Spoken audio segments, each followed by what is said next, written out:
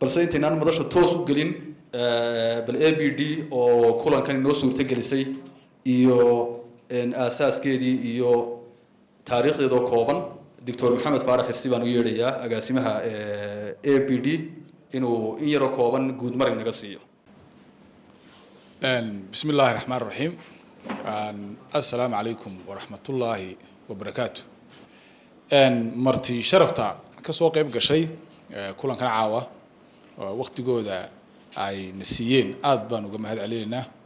Waxa kale oo mahad celinayaa si gaar ah doctorka Dr. Maxamed Xirsi isaguna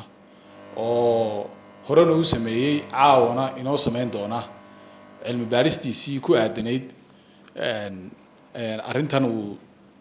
lafa gurka ku sameeyay eegaysa waxaan la yiraahdo state waxaan malaynayaa inagu qaran baynu dhahnaa laakiin se state-ku uu ka balaaran yahay conceptiga aynu sheegnay uu ka balaaran yahay sida aragtida qofka Soomaaliga uu yaqaan waxaan ku cabirayaa inta badan qofkaasi taariikhda uu soo maray waxaan jeclahay in laba kelmadood oo kooban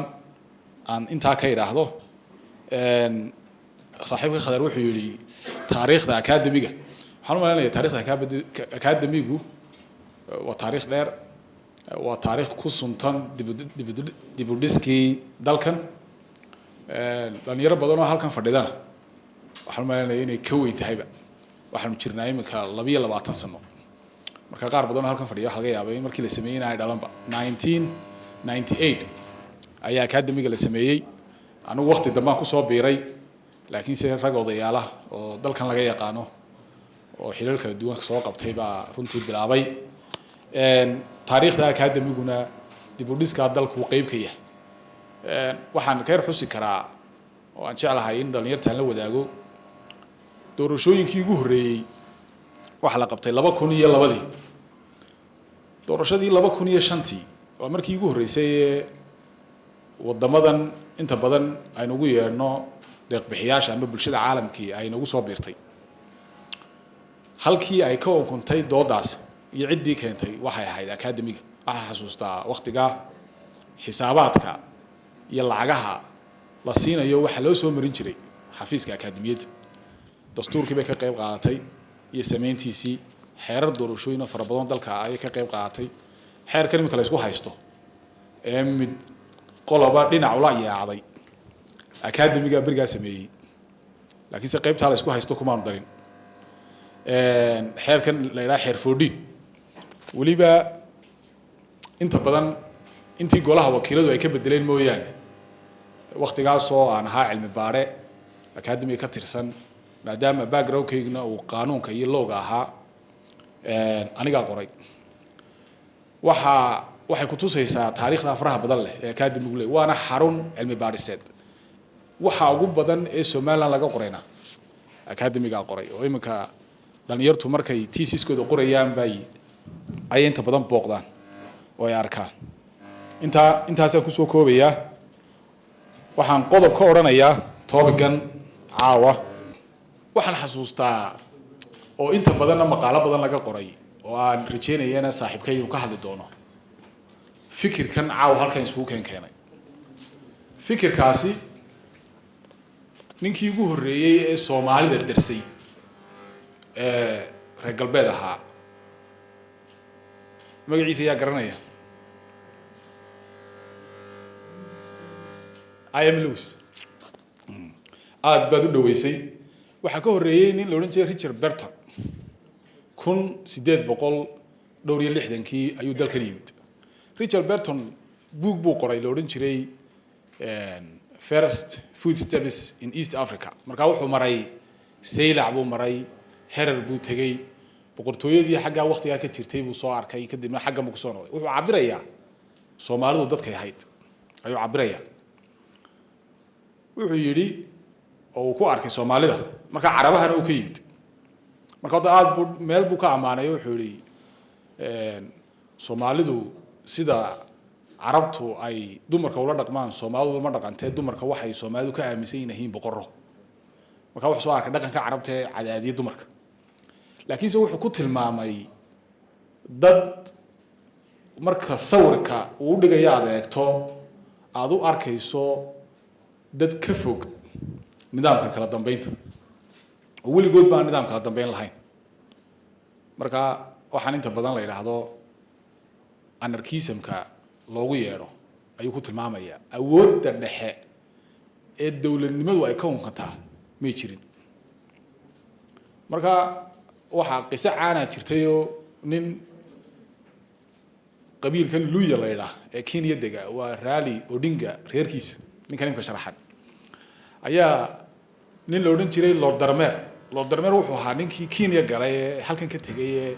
maxkamada Ingiriiska Kenya ka sameeyay ayaa wuxuu arkay niman Soomaaliya farbadum kaasi uu kuwaasi maxay ahaayeen wuxuu yiri waa Soomaali baa la yiraahdaa maxay yihiin buu wuxuu yiri mid kastaaba isaga isku kinga isaga isku boqora macnaheedu wuxuu tusayaa inaan waxaan ku tilmaano law and order dowladnimaduna waa law and order inaan jirin taariikhda dheer ku noqon maayo laakiin se IM Lewis baa isaguna ka hadlay sida saaxiibkay sheegay oo buugaag badan ka qoray runtii inta ugu badan ba qoray laakiin se nin baan xusayaa maqaaladu qorayna aad loo akhriyo waxa la yiraahdaa Charles Taylor baa la yiraahdaa Charles Taylor dadka inta badan fiilka barta dagaalada iyo sida statesku ay ku sameysmaan iyo sida ku unkamaan iyo gaar ahaan waliba Yurubta ayaa wuxuu ka sheekeynayaa oo darsay isla markaana daraasadiisu ilaa imka wadamada lagu dabaqaa qaabka ay u ukanto waxaan state ka leeyahay sidoo sameysmaa inaga wuxuu sameysmay qaab qabiiliya reere isku tagay oo nabadgeliyo raasiday oo dagaalkii ka daalay oo odayaal ay madax u yihiin baa dowladnimadeena dhisay laakiin si dowladnimada waxa xudun u ah laba arrimood ba xudun ah labada arrimood waxa weeye waxa la yiraahdaa monopoly of violence macnaheedu awoodda inay wax kugu dirqido ama waxa ay kugu maartay inuu leeyahay state-ku aan cid kale lahayn iyo inuu isagu leeyahay accumulation of capital awoodda dhaqaalaha inuu leeyahay isagu baa dagaal geli kara isaga iclaamin kara isaga dagaalkiisa finance gareyn kara way state-ku baa iska leh marka waa darajooyin ay wadamada reer galbeedku deynta badan ay mareen laakiin se inagu aynu gaarin waxaan ku soo khatimayaa Soomaalidii hore laba shay isku dili jireen laba shay ayaa dagaalka ugu badan ka dhici jiray waxay ahaayeen daaqa iyo biyaha ilaa imikana waynu isku haysanaa xal loo mehelin sidaas sameecadaha la dhibanahay ba sanad kastaba mushkilad waxay naga haysataa reer hebel kale isku laayeen halka oo dhul bay isku qabsadeen bir dawlad baan waxaan ka shaqeynay siyaasadii dhulka waxaan si arrinta xalliya marka mushkiladaas ilaa imika wayna haysataa laakiin se tii marka magaalooyinkii loo soo guuray ee dowladnimada aynu unkanaynu sameynay arrin baa timid culus oo daaqii iyo biyihiiba ka daran arrintaa maad garanaysaa miyay sheegaya arrintaasi waxa weeye dadku inta badan waxay yidhaahdaan waa dowladnimada yidhaahdaan xisbi baa doonaya inuu madaxweyne noqdo ama uu dalka xukumo muxuu doonayaa inuu xukumo ma wuxuu doonayaa inuu noloshiina wax ka bedelo oo nolosheena wax ka bedelo oo shaqo la'aanta iyo mushkilaadka faraha badan ee socialka inagu xeero wax ka qabto muxuu doonayaa talo inta uu fakiraysaa way koobantay laakiin se hal qodob baa la isku hayaayo waa miisaaniyadda inta lacagta dadka laga ururinay ninkii xukumi lahaa ayuunbaa marka dowladnimadeeni waxay ku soo ururtay oo loo turjuntay oo dadka inta xukunka haya iyo kuwa aan hayna ku soo socdaaba ay u turjunteen inay mar kursiga ku fadhiistaano dhowrka boqol ee miisaaniyadda ay xukumaan oo sida iyagu ay ka dhigayaan ay ka dhigaan marka I hope in state-ku aanu concept-ga noqonay uu ka ballaarnaado oo insha Allah billahi kareem de ka wadamada kale ay qaateen aynu insha Allah mar doon kula wadada marayay aynu mar doon aad baad mahadsantiin aynu halkan hore ugu baaqnay iyo kuwa inoo sii socon doonaba ayuuba kana caawa ku socda oo ku saabsan dowladnimada iyo dhaqanka xoolo-raacatada markuu dhameeyo soo jeedintiisana halkan buu fadhiisan doonaa idinkuna wixii aad su-aal qabtaan iyo wixii khibrad ah ee aad u leedihiin mawduucan ayaad la wadaagi doontaan waxaan kusoo dhaweynayaa doctor maxamed xasin. السلام عليكم ورحمة الله وبركاته. أكاديمية horumarka iyo nabadda kasoo qaybgalayaasha barnaamijkan caawa dhalinyarta ah waxaa dhalinyarta u badan ee wada dhalinyarta ah wiilal iyo gabdhaba soo dhawaada mar labaadna assalaamu calaykum waraxmatullahi wabarakaatu. mawduucan aynu isugu nimid caawa oo ciwaankiisu ahaa dowladda iyo dhaqanka raacatada amaba xoolo dhaqatada iyadoo labada ereyba la isticmaalo waxa uu la xiriiraa sidii hore loo sheegay mawduucaynu hore uga hadalnay oo ciwaankiisu ahaa dowladda ciwaan hoosaadna u lahaa political authority and theories of power oo ah maamulka sharci ee siyaasadeed iyo theorieska fasira awoodda. marka dowlad markaynu ka hadlayno dowladdu waa form ama waa qaab ka mid a qaababka authority-ga iyo powerka laakiin keligeed maaha. waxaan doonayaa mawduuca in hoosta uga xariiqo si aynu u fahanno in kan hadda aynu ka hadlayno laftarkiisa xoolo dhaqatada oo fooman kale u abaabulan ugu muhiimsan yahay ama ugu badan foomka qabiilku iyaga laftarkoodu waxay leeyihiin authority ay exercise gareeyaan iyo power ay isticmaalaan. marka dowladdu oo hadda aynu ka hadlaynaa ay tahay dowladnimada casriga ah ee iminka jirta waa qaab ka mida qaababka authority-ga iyo powerka ama awoodda iyo sidii uu doctor maxamed faarax sheegay ku keliyeysiga cunfiga inay yeelato. qaabka hadda aynu u isticmaalno ama hadda ay noo soo gaadheen u haysanaa dunidao dhan ay uga jirtaana waxa weeye waa qaabkii ama waxay leedahay ku taagan tahay shuruudihii bulsho industrialized ah ama bulsho warshadeed. marka mawduucaas ayuu la xidhiidhaa. marka laga hadlayo bulshadu qaababka ay u dhisan tahay ama lifestyle-kooda noocyo kala duwan ayaa loo ablaablayn karaa. mid waa kan caawa aynu ka hadlayno oo xoolo dhaqashada amaba raacatanimada pastoral culture-ka. kii waxaa jira bulshadii beeraleyda ahayd, bulshadii warshadaha ayaa jirta, waxaa jirta iyana bulsho kasii horeysay oo qaraabatadii amaba bulsho qaraabsata oo ugaarsata ah. marka laga hadlayo culture-ka beeraha iyo xoolo dhaqashada mar waa la isku qaadaa waxa la yidhaha waa hal marka laga horumarka amaba salaanka horumarka ee basharku uu soo maray waxay u badan tahay waqtiyo isku dhow inay bilaabantay. sideedabana ma jirto clear cut amaba meel khadcad oo kala saara bulshada xoolo dhaqatada iyo beeraleyda. waxa laga yaabaa waxa meelo iska soo galaan bulsho xoolo dhaqata oo haddana wax beerata jirta, mid wax beerata oo warshada baa jira. marka la classify gareynayo ama la ablaablaynayo waxaan eegaynaa dhaqankeebaa ku xoog badan bulshadaas. bulshada xoolo dhaqatada siyaabo fara badan baa loo darsay, inaga keligeen maaha. basharka oo dhan siyaabo kala duwan ayay uga jirtaa bulsho xoolo dhaqata iyagoo lagu kala badan yahay. mujtamacaadka inala midka ah daraasadaha cusub amaba in si cusub looga fikiro dhaqankan iyadoo lala xidhiidhinayo stage-ka waxaan ka xusi karaa waxaa jira aragti oo muddo hadda 5 sano ilaa 6 sano laga joogo uu faaqiday soona bandhigay nin doctor oo Suudaaniya oo la yiraahdo Anuur Xamed.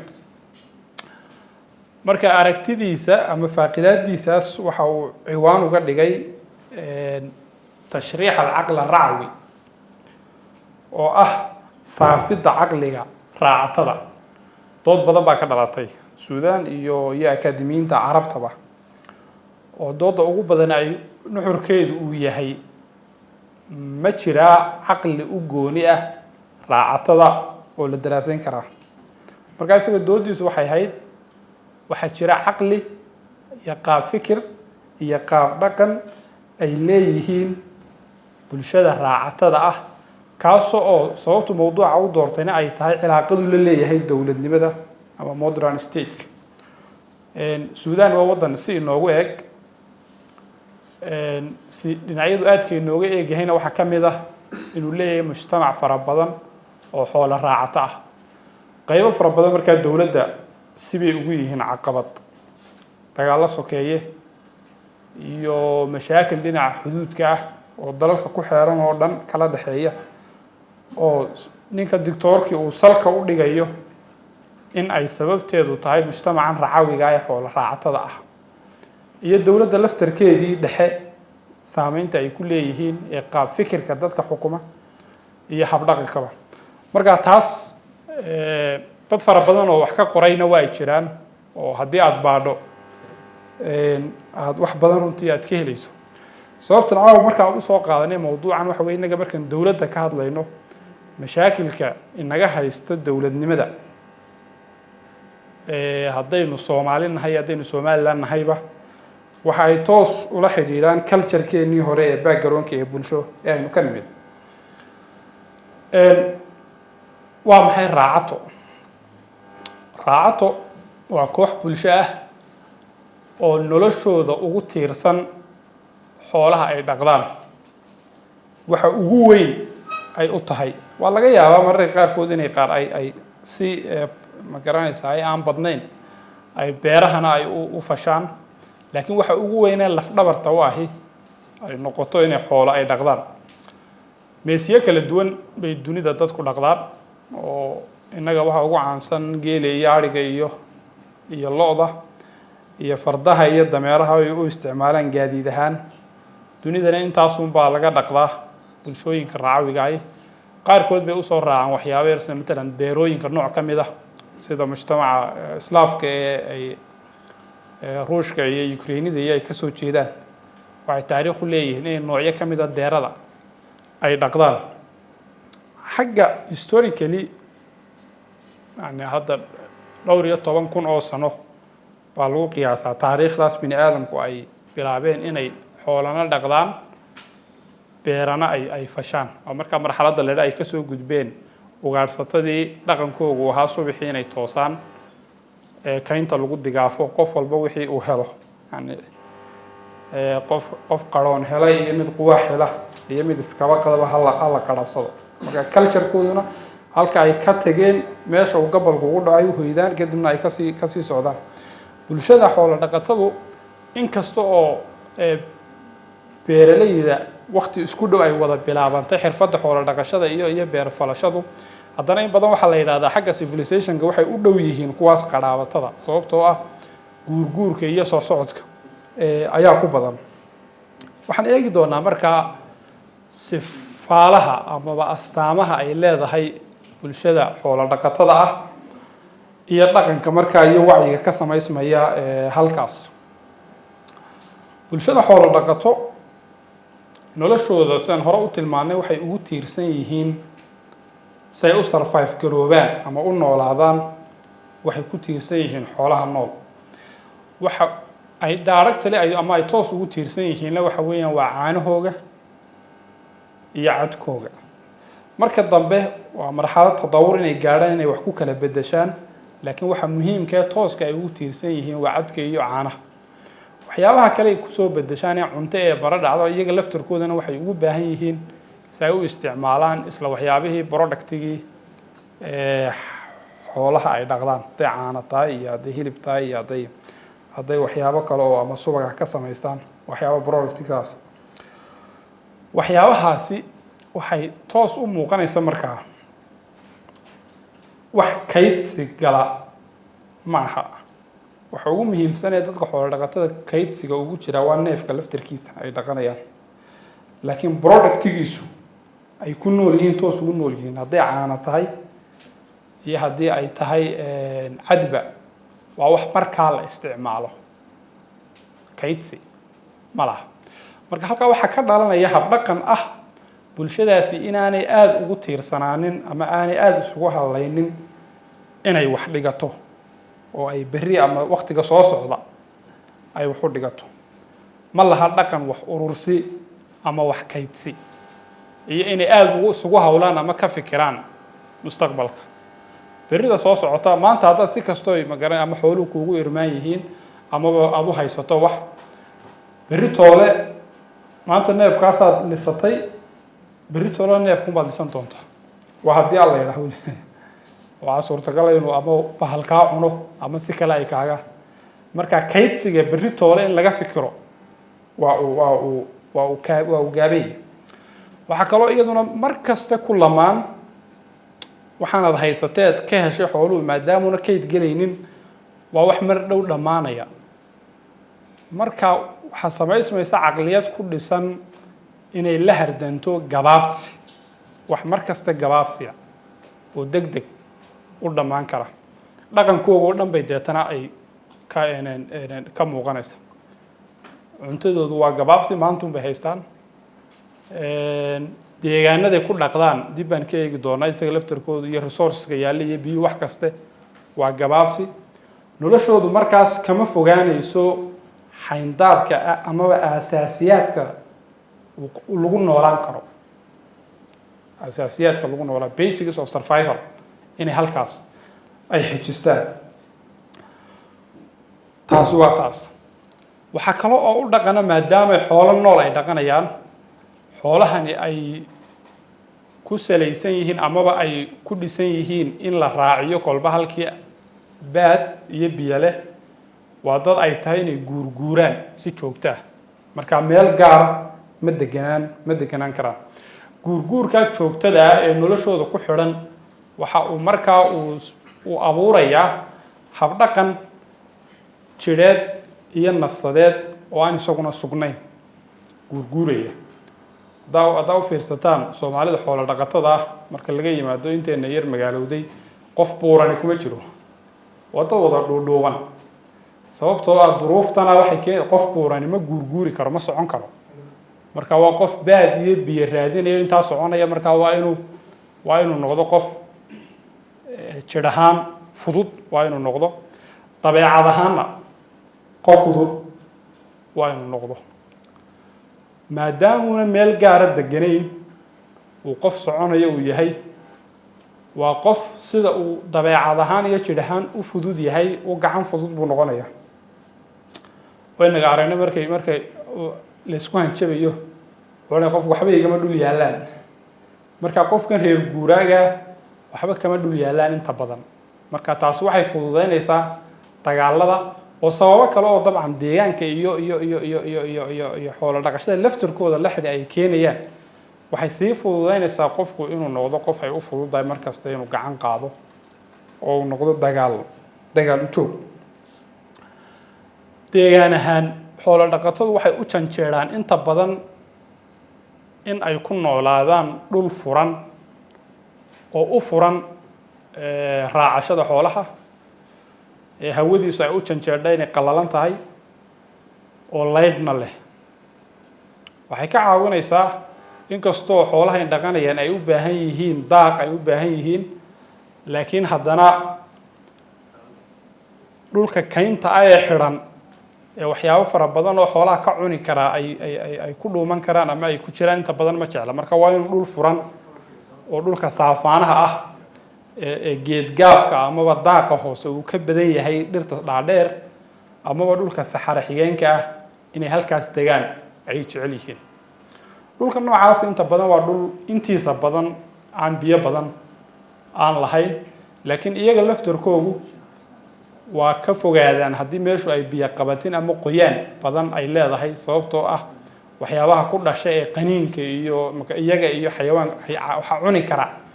ama cayayaanka saas darteed bay isku day inay ka fogaadaan marka deegaankaasi furan oo lagu daray inay yihiin dad guurguura waxaa shardi u ah inaanay tiro ahaan badnaanin oo ay noqdaan bulsho kooban sababtoo hadday tiro ahaan bataan number of ama population ahaan ay bataan waxay keenaysaa markaa in guurguurkii ama fursaddii guurguurku ay soo koobanto taa kuma xadidaan inay yareeyaan dhashooda laakiin waxay ku xadidaan inay mar kastoo ay bataan ay dhulka ballaadhsadaan marka inta badan haddaad u fiirsato bulshooyinka xoolo dhaqatada ay waxay degan yihiin dhul ka ballaadhan inta uu densitigooda bulshada ama tiradooda bulshada aada uga ballaadhan ballaadhnidaasi markaa waxay keenaysaa inay noqdo bulsho ay adag tahay inay yeelato maamul dhexe oo kan qaabka dowladda oo kale ah sababtoo ah maamulkaas dhexe wuxuu u baahan yahay inuu soo ururiyo dadkii si uu meel ugu xukumo uu u yeesho marka waa sababtay dowladnimadu magaalooyinkay ka dhalata bulshada noocaasa waxaa isku haya xabagta u ahi maadaamay bulsho fudud tahay oo simbal ah waa waxaa ugu simbalsan oo ah abtirsiinta amaba qabiilka waxay isku qiimeynayaan qofka lagu qiimeynayo inuu qof sokeeye kuu yahay qof shisheeye inuu yahay tixgelintu kaa mudan yahay waxaasoo dhan waxaa bees u ah qabiilka marka inagu maadaama mujtamac raacatan nahay waad aragtaa markay dadkeenu isugu yimaadaan meelahaas waxa ugu badan ay ka hadlaan waxa weeyaan waa waxay isku yihiin ya annaga qoladaasaana dhashay ya qoladaasaanu xididi jirnoon wax magaran dhali jirtay reerkayaga waxyaabo waa waxay xidhiidhka ay la doonanayaan si loo soo dhaweeyo waa qabiilka weeye qabiilku maadaama uu bulshadu ay sidaa ay u fududahay dhulkaa fidsan ay saa u degayso u degan tahay inta badan ma joogtoobo marka mar kasta oo tirada inta isku qabiilka ay sii badataba waa in la sii qaybiyo oo jifooyin amaba jilibo loo sii qaybiyo marka mar kasta wuxuu u socdaa nidaamkan raacatanimada ee qabiilka ku dhisani waxa uu cagsi ku yahay midnimada iyo ururka sababtoo ah bulshada reer guuraaga xoolo dhaqatada ah ee santar aan isugu iman karaynin isma qaadan karto mar kastoo ay sii badato marka waa in la sii qaybsamo mar kaste oo tirada ay qabiilku sii bato jifooyin loo sii jebiyo kaasi markuu bato haddana laba jifi ay dhowtoola sii kala noqonayaan in wada socon karta mar kaste waa inay isku sii xidhnaato marka hadhowtoole waxaan eegi doonaa waxyaabaha ay dowladnimada iskaga soo horjeedaan halkaas baa markaa mid ay noqonaysa dabeecadda qofka raacatada ah iyo deegaankiisu sida basharka oo dhanba waa inay is yeeshaan qofku wuxuu yeelanayaa dabeecad deegaankiisa la jaan qaadaysa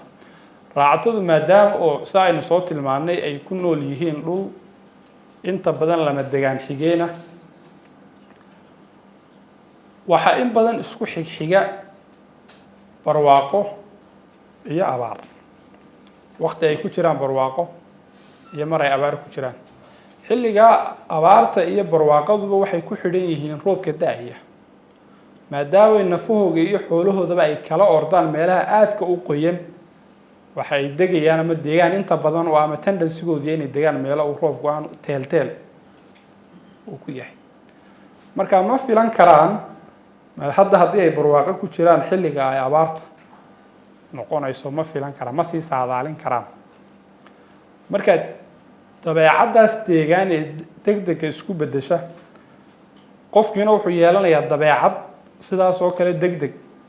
isku bedbedesha marka haddaad u fiirsato xilliga ay nabadda ku jiraan iyo xilliga colaadooda lama saadaalin karo iyagoo nabad ku jiray si degdegoon lasii saadaalin karin ay isugu bedeli karaan xaalad colaadeed arrintaa waxaa ka tilmaamay wax Richard Burton markuu Soomaalida sifeynayay qofka Soomaaliga wuxuu yidhi farxadiisa isagoo aad u faraxsan ayaa waxaa laga yaabaa mar keliya inuu isku bedelo xaalad cadho oo gadooda isagoon marin marxalad u dhaxaysa marka qayb bay ka tahay nolosha deegaan inta badan waa dhul iska qarfa ah marka iyagana waxa qof qallafsan waa inuu qofku uu noqdo duruufo fara badan oo deegaanka ah way ka mid tahay isbedbedelka degdega colaadaha iyo nabadda barwaaqada iyo abaarta baa waxa ay keenayaan qofku mar kastaba maadaama dhibaato aanu sii saadaalin karin ay ku dhici karto inuu mar kastaba uu digtooni uu ku jiro haddii uu wax uu ka shakiyo uu arkana inaanu u yeelan u kaadsi amaba ka fiirsi ya waxaa laga yaabaa isagoo xoolihiisa la jooga ama geeliisa la jooga in rag markaa u yimid aanu garan karin inay geela ka dhacayaan iyo inay wax kale ay u socdaan marka dabeecada basharkana sida caadiga ah khatartoonu ka hor jawaabnaa nafsad ahaan yani qariisadeennu ama dhalankeenu waxa weeye wixii khataree survivalkeena taabanaya taasaa priority-ga leh marka kaadsigu ama ukaadintu iyo hubsashadu waxa ay noqonayaan waxyaabo aan priority-ga aan ugu jirin marka inta badan wuxuu ku dhaqmayaa tallaabadaa qaad aada isku badbaadinayso waxaa ka hadhow baa laga xaali doonaa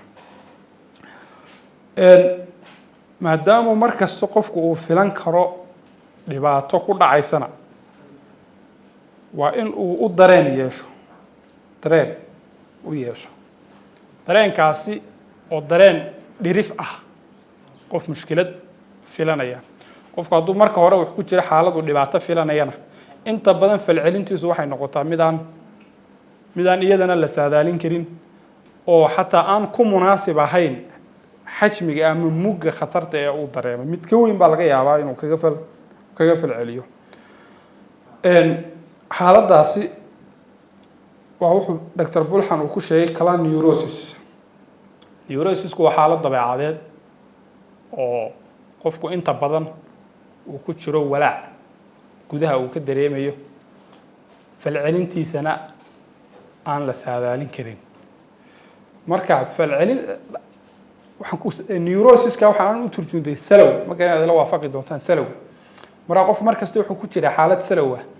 isaga iyo bulshadu ku dhex nool yahay marka bulshadii markay hal kudlo isku tahay qabiilkii wuxuu ku jira xaalad salow marka markasta la filan karo inuu dhacdo yar oo kooban in lagaga jawaabo dagaal weyn oo furan oo ay dad badani ay ku dhinteen deegaanka keenaya مثلا dhul qarfaa dadku ay teelteel ku yihiin qofku isagoo socdo waxa laga yaabaa shanqadha ugu horeysa maqlay noqdo bahal cunaya yaraantana waa ku soo barbaarna waxa laga yaabaa ilmaha yar inuu ku dhasho dhul iska xarshaa buul yaro iska magaranaysa waxyaabo badan oo xasharaad oo qaniini karo isagoo magaranaysa oo dareenkiisa dhaawici kara si aan u sii filan inay jiraan marka qofku salowgaas ayuu ku barbaaraya waxyaabaha kale sifada u ah xoolo dhaqatada ama xoolo raacatada waxa kamida inta badan waxay hodan ka noqdaan dhanka afka oo aan ahayn si aqooneed maaha laakiin waa codkarnimada iyo sida ay ereyga luqadooda ay u dhigdhigi karaan sida awgeed haddaad u fiirsato iminka bulshada Soomaalida sida loo kala raacataysan yahay baa loo kala gabay iyo maansa badan yahay suugaan oran mayno sababta suugaantu waa ka ballaaranto oo magaalku suugaantooda leeyihiin iyo dadka xeebahu iyo beeralayduba laakiin sida loo kala raacataysan yahay baa loo kala ereyga in ma garanaysaa marka ma aha aqoonnimo oo nin oday oo linguistiga oo Dr. Idris Cilmi la yiraahdo baa maalin wuxuu iiga sheekeynay isagu wuxuu bartay marka literature-ka afka waxa ka jira afyahan iyo aftahan marka aftahan waxa weeye waa masaafada fog afyahanna waa qofkii aqoonta u lahaa afka dadka linguistica aftahankuna waa qofka hadalkiisa gaarsiin kara meel fog marka inta badan waxay noqdaan marka aftahano not afyahanna ma waa sababtan anigu aan isiraahdo mujtamacii carabta ee islaamku ku soo degay tawo fiirsado diinta uu islaamku ka mid yahay diimaha ibraahimiyada la yiraahdo masiixiyada iyo kirista mucjisaadka baa ku badan ma garanaysaa ay nabiyadu ay wateen qaarkood gaarina qof dhintay la soo nooleeyo laakiin islaamka mucjisada ugu weyni waa quraanka Soomaa oo hadal ah sababta mujtamacan uu ku soo degay baa mujtamac waxa ugu weyn uu qiimeeyaa uu yahay hadalka iyo ma garanaysaa gabayga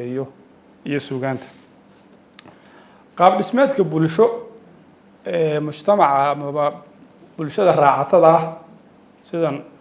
kor ka soo tilmaamnay waa mid aada u fudud runtii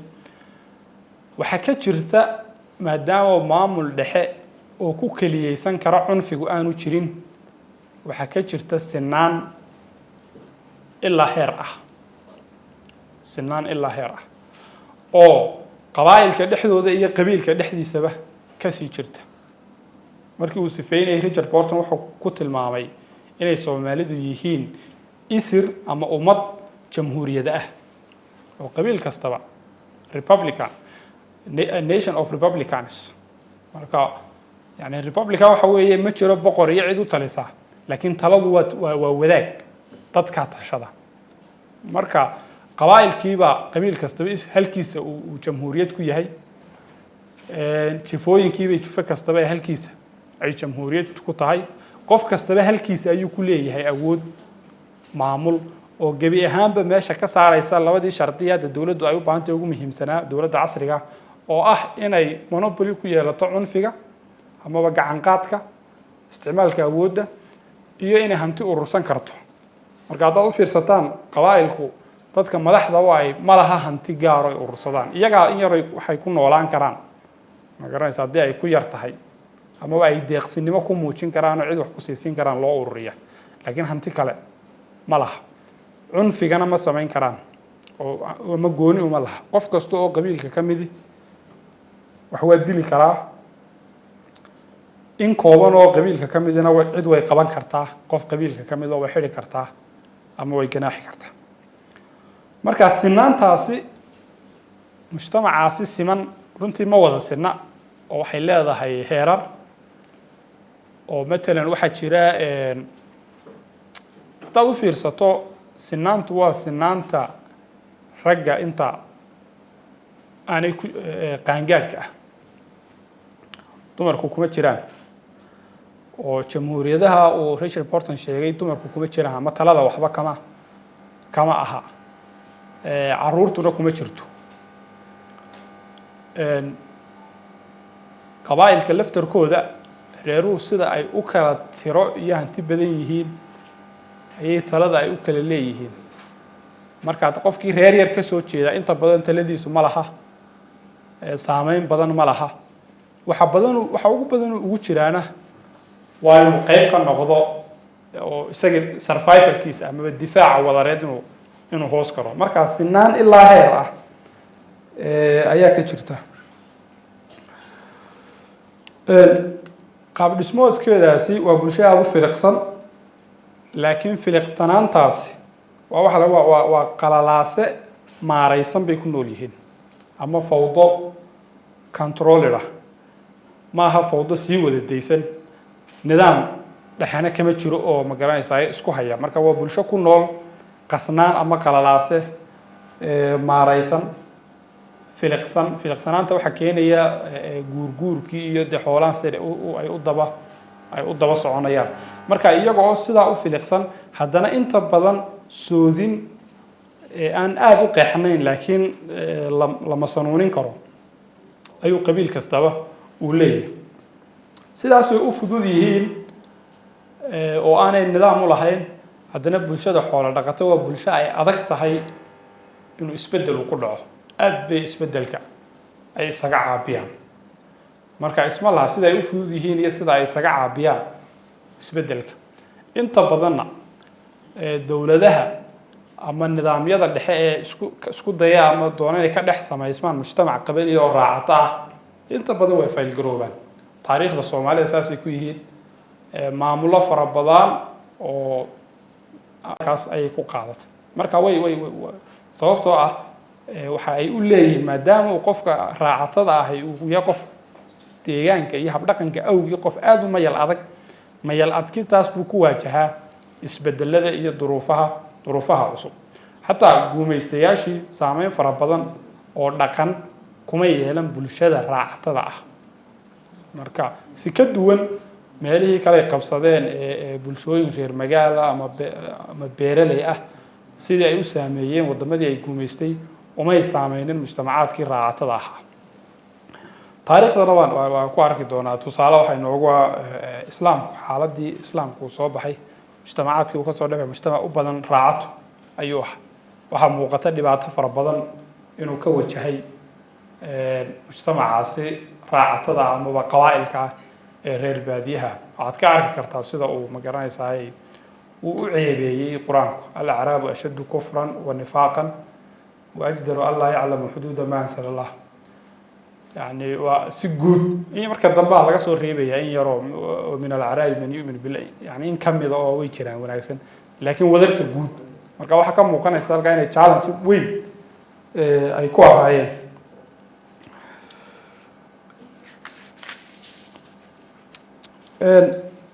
ما دام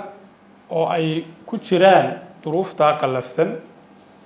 قفكو وتاجين يحي جداركي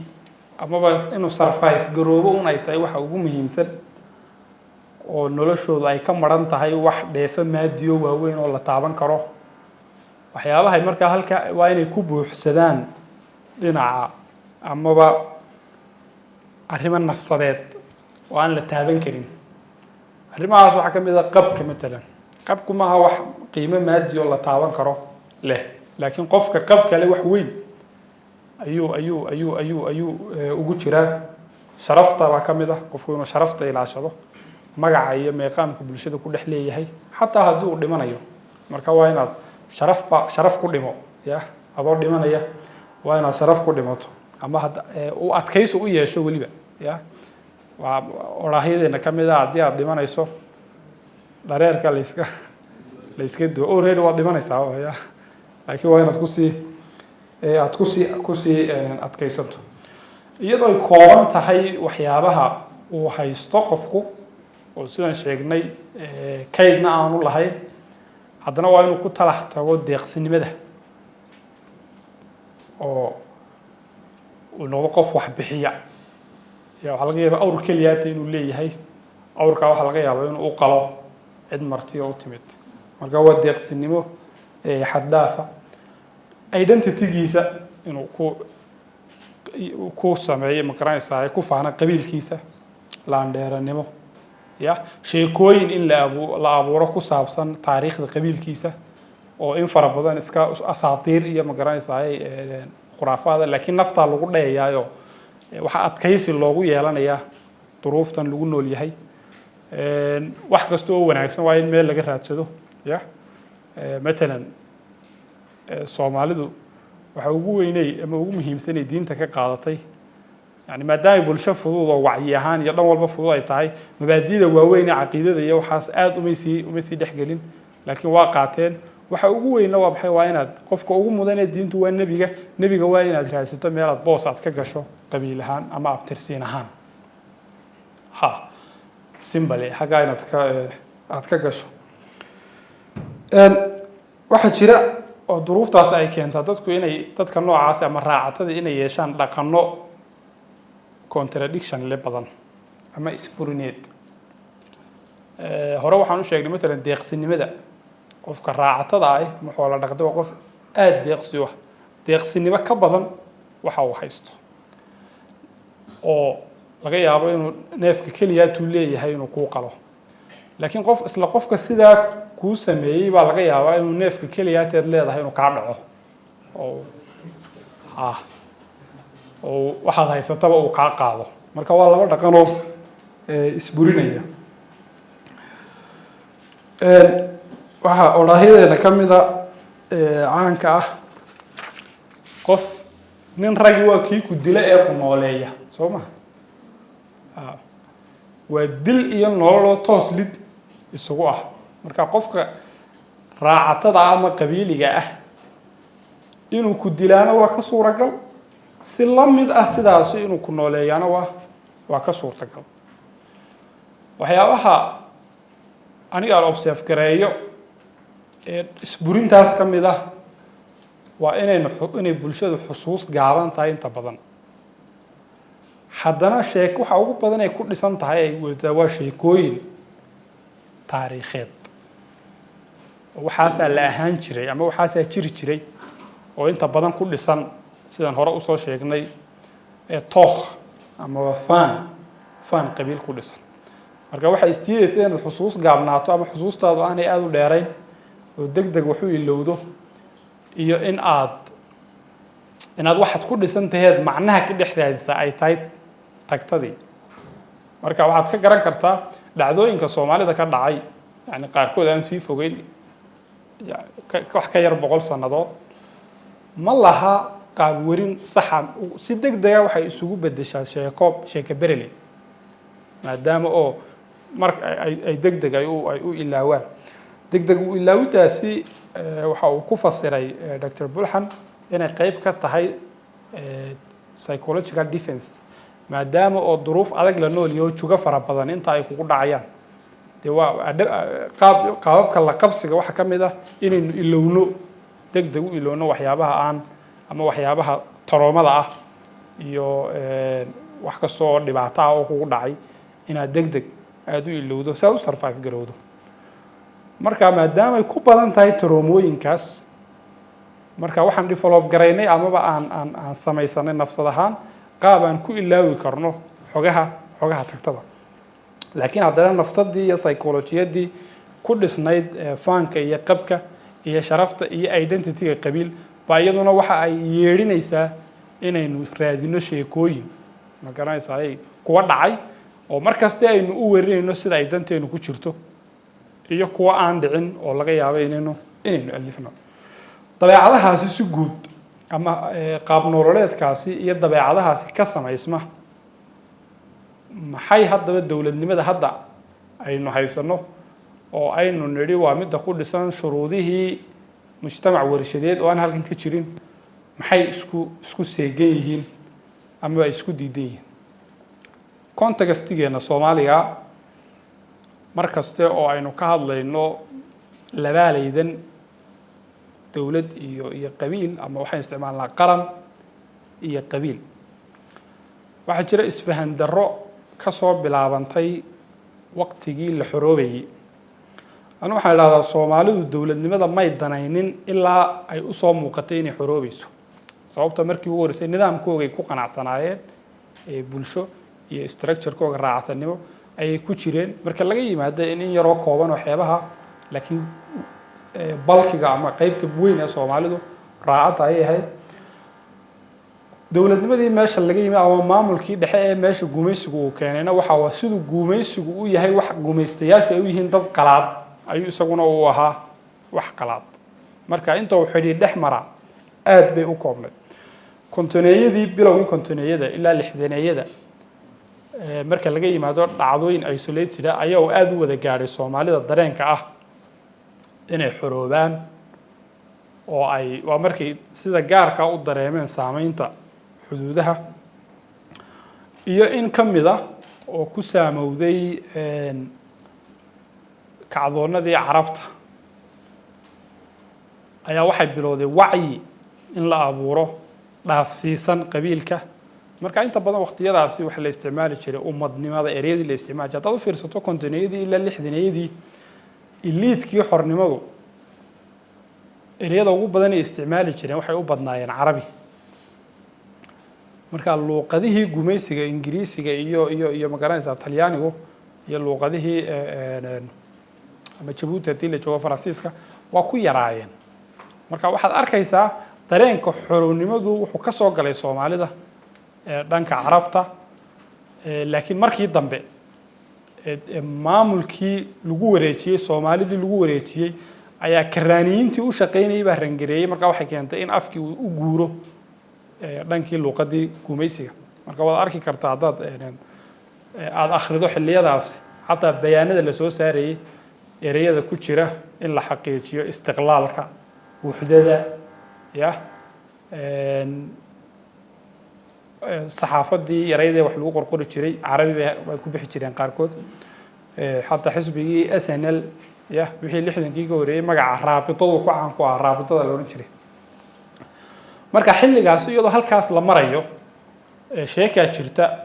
waxa la yiraahdaa Cabdi Iidaan Faarax ninkii abwaanka ahaa oo bartamihii kontoneeyada miyiga ka yimid isagoo oo suuga gabyaa ah ayaa qoladii magaalada joogtay markay arkeen aftahanimadiisa ayaa waxay yidhaahdeen ka gabay xornimada iyo umadnimada iyo ma garanaysaay ya isagu markaa umadnimo ma yaqaano waa kii haddaa maqashaan dhoodaan markuu ka sheekeynayay gabaygii ugu horreeyay uu tiriyey wuxuu yidhi anoo waan ku riyooday anoo le ummaddii falaad xumo taqaan beri haddaan fiirshay allayle inaan foororshaa waa fariidnimo marka aanu berigaa markaan soo toosay umadnimo maba aqoonba marka literatureka amaba afka ay dadku isticmaalaan inta badan ummad kuma jirin waxaa ku jiray qabiil oo ay yaqaaneen marka markuu doonay inuu fahmo waxa laga wado umadnimo waxa lagu yidhi maaha qabiilkiinoo keliya tama waa qabaa'ilkan oo dhan oo isku wada tegey marka qabiil haddii laga baxo qabaa'il ay isku yimaadaan qaran baa la yidhaahdaa ereyga asal ahaan soomaalidu ay halkaasuu ka yimid ay isticmaali jireen qaran waa qabaa'il ballaadhan oo isu tegay weeye waa tii ku jirtay gabaygii cabdi iidaan qabqab dhaafay bay laba qabiil qaran ku weydaa ha laba qabiil qabka iyo isla weynida iyo kibirka markay isku dilaan waxay waayaan midnimadoodii guud oo ahayd markaa maxay qarannimada ahayd halkaasay markaa ka soo bilaabantay in ereyga qaran loo isticmaalo umadnimo laakiin run ahaantii qaran kama guurin wacyigii soomaalida inuu waa qabaa'il uu yahay marka isku qaladkaasi si loo fahansiiyo ama loo jeclaysiiyana waxaynu ugu darnay qofka raacatada waxa uu ugu jecel yahay waa geela weeye weliba raacatadeena innaga geelaasina hasha uu ugu sii jecel yahay waa hasha muuq ahaana quruxda badan caanaha fiican leh ee marka uu arko uu ka mabsuudo ama uu aad uga raali noqdo hashaas inta badan maandeeq buu ula baxa waa tii maanka deeqde marka tii baa loogu bixiyey laakiin waa lagu jeclaaday dabcan waan garan karnaa halkii ay xamaasadda iyo in ma garanaysaay laga hadlo wax qabiil dhaafsiisan ay gaadhay laakiin waxaan ilownay inkastoo soomaalidu ay jeceshahay geela ama maandeeq ay jeceshahay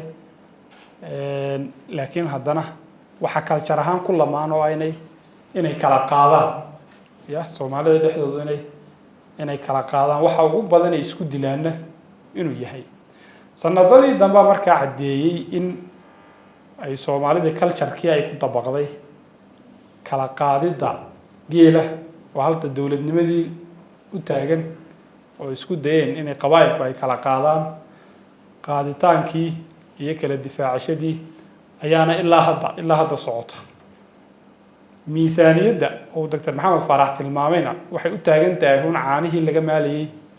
hasha markaa kolba ninkii qaada ayaa maalaya fahankaas marka laga yimaado waxay qabiilka ama qaab dhismeedka mujtamaca raacato iyo dowladnimadu ay isku khilaafsan yihiin ama ay isku seegan yihiin waa in uu dowladnimadu aad bay koomba laga soo tahay wax aad u qallafsan weeye mujtamaca raacataduna waa mujtamac aad u fudud waa mujtamac tendensigiisu uu yahay ama mar walba u janjeera in uu isa sii qaybiyo inuu dhul badan uu ku baaho dowladnimaduna waxay u deentay inay soo ururiso mandiqa iyo sharciyadaha uu ku dhisan yahay mujtamaca qabiilku waa kuwa aada u fudud oo gaadhsiisan heer aanay ugu baahan inay qortaan waxaa la yidhaha waxa ugu badan ee ay ku xafideen waxa laga yaaba inay halhaysyada iyo maahmaahyada iyo inay noqdaan laakiin maadaama uu kooban yahay waa wax waxa sharciga lagu kala baxaya in xeerka lagu dhaqmaya iyo wax aada u fudud oo geedka lagu go'aamiyo laakiin dowladnimadu waa mushkiladiisamka laakiin dowladnimadu taas way waan garanay hadda sida ay u dhisan tahay yani hay-ado kala duwan sharciyo kala duwan ilaa haddadan mujtamaceennu saameyntaa raacatanimada awgeed ma naqaano sharciyadaha ay dowladdu ku dhisan tahay iyo ma garanaysaa qoliyaha siyaasiyiinta markay isqabtaan qolba loo soo helaa qodobka danta u ah marka waxa laga yaabaa kaasoo keliyaad inay akhristaan marka heerkaasi kaknaanta iyo fudaydkii bulshada ayaa isdiidaya haddii qofka qabiiliga ah amaba raacatanimadu uu u baahdo inuu gaadho qofka ugu sarreeya qabiilka ee talada ugu muhiimsan leh markuu doonuu gaadhi karaa cid uga sokaysaana ma jirto bal waabuu la siman yahayba sababtoo ma laha طبقات ma laha laakiin dowladnimadii saas way ka duwan tahay waxay leedahay centers kala duwan oo wax xukuma meelo kala duwan laga xukumo marka inagu aad u fiirsataan bulshadeena marka haddii dowladda hoose xafiiska ay ku leedahay degmadiina hoose oo xafiis aad u hooseeya oo isagoo cashuurta ka rabo uu albaabka guriga kala baxo waxaad la hadlaysaa maxay madaxweynaha Soomaaliya madaxweyne dalka adiga xukuumada albaabkii soo celi ya isagoo waa laga yaabaa inuu ku soo jawaabo oo yiraahdo albaabka loo celiyo ama loo celin maayo markaan waxa kaloo ka muuqanaysaa xafiisyada dawladda ya nidaamka bureaucracy-ga ah ee waxa laga yaabaa dad hawl yeelato in lagu dhax xafiiska warqad ka soo shaabayso ka kale kaana soo mar waxa soo dhani waxa caqabad ku yihiin ama lid ku yihiin dhaqanka qofka raacatada ah waa sababta mar kasta aan u jecelnahay in shortcut-ka khad gaaban inaan marno wala sababta aan mar far badan laaluus u bixino inaan natiijada ugu dambaysa gaarno ya qofku inuu lacag bixiyo oo yiraahdo waxaan doonayaa in la siiyo wuxuu diidayaa waxaan oo nidaam ah inuu maro sida awgeed haddaad u fiirsataan Soomaalidu waa dadka laaluushka ugu badan ku bixiya nidaam darrada laakiin lacagta ugu yar ku bixiya nidaamka ya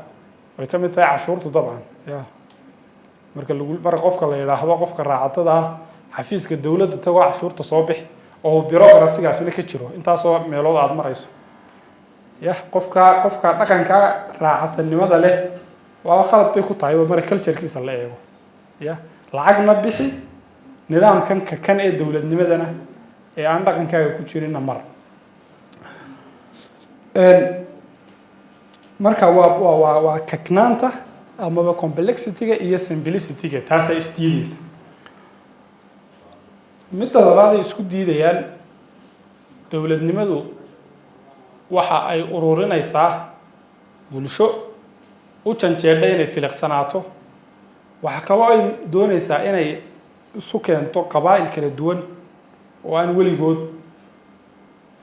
wax wadaagin ya marka halka isdiidda ka imanaysa isdiidadaas waxa weeye qofkan ama dadkan qabiilkii waxay u janjeedhaan inay si kala furfurmaan dawladnimadana waxay u janjeedhaan inay isku soo qabato mar kaste wax qasbaya ama cadaadinaya oo ku cadaadinaya duruuf urursanaan oo aan iyagu u baran ama culture-kooda ku jirin ayay ula muuqanaysaa dawladdu taa marka loogu daro markay dawladdu u arkeen ma garanaysaa waxay qabaa'ilku kala qaadi karaan kolba qofka jooga qabiilkiisa ayaa ugu suntanaanaya qabiilada kale marka waxay sii xoojinaysaa kasii orodkii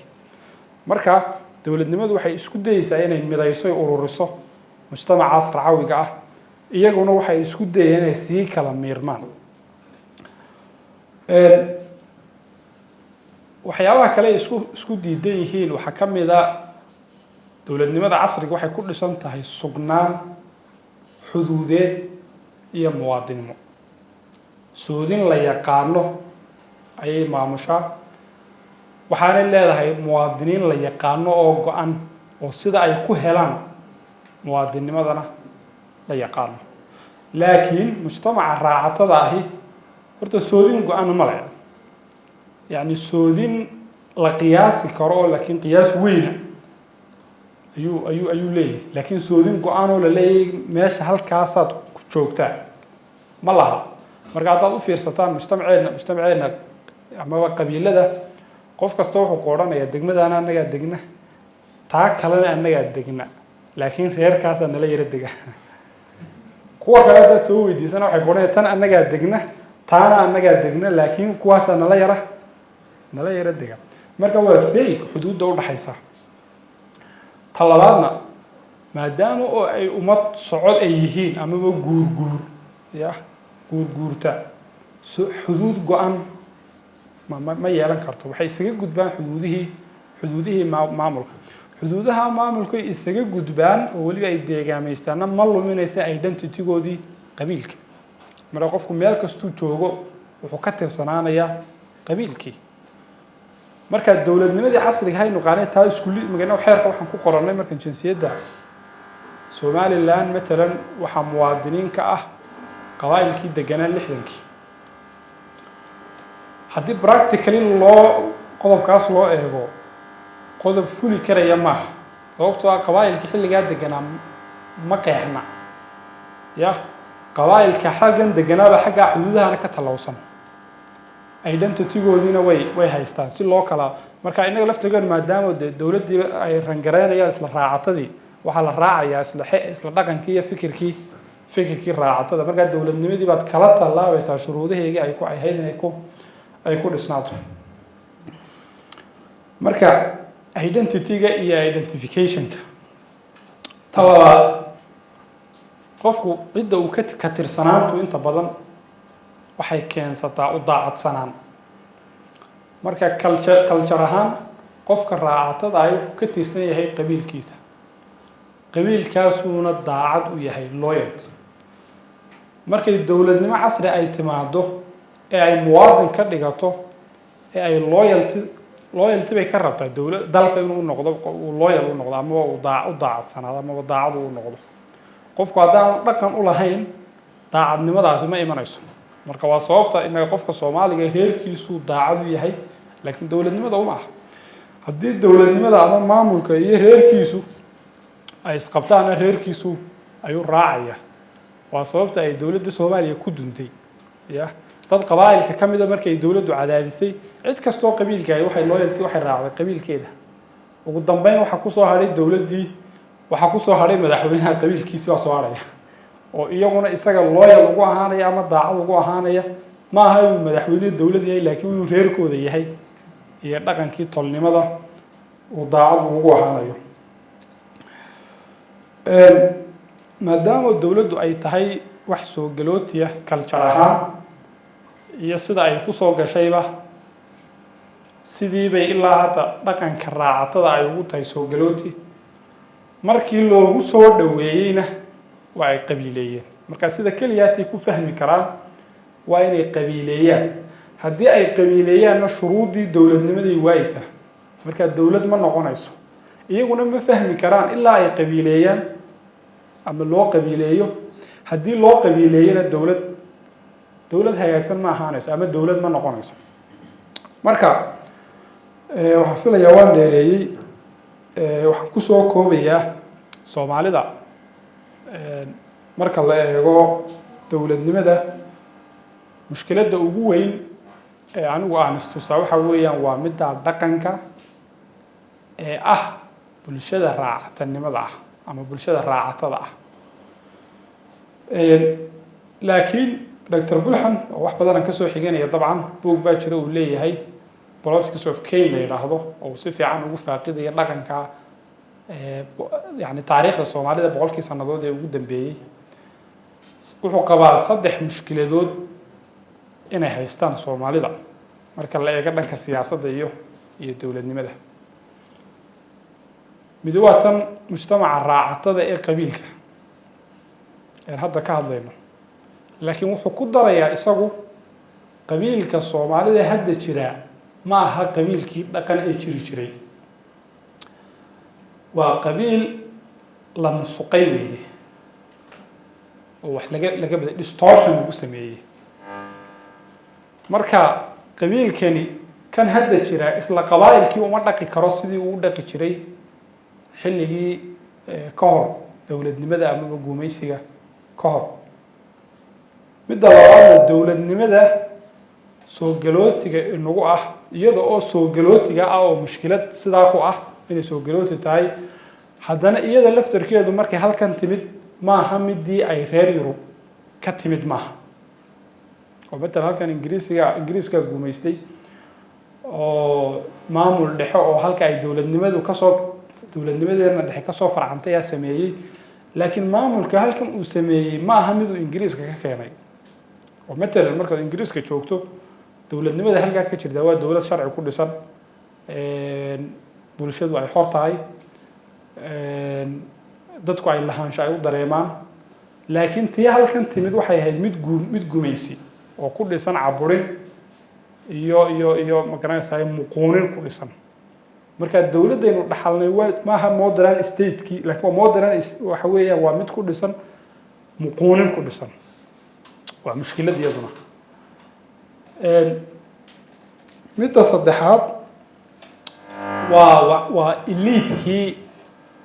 dowladnimada ka dhaxlay gumaysiga ee dowladnimadii muquuninta iyo kasbidda ama sanduleynta ku dhisnayd dhaxlay waxa ay noqdeen iska dhal dhaqankii raacatada iyo dhaqankii gumaysiga ah markaa saddexdaa tiir oo saddexduba mushkilada ayaa ay ku taagan tahay mushkiladda Soomaalidu waxaan ku soo koobayaa sideeba mushkiladda sidan horta hadda ay tahay natiijada aan doonayo in isla gaadhna waxa weeye mujtamac raacata ah oo dhaqankan lihi dawlad dhexe ma yeelan karo hagaagsan oo sidaan hore u tilmaanay sida keliya tuu dawladda ku fahmi karaa waa dhaqankiisa uu leeyahay dhaqankiisuna maaha dhaqan dawladeed maaha waa dhaqan lid ku ah maamul dhexe marka historical dilemma weeye ay adag tahay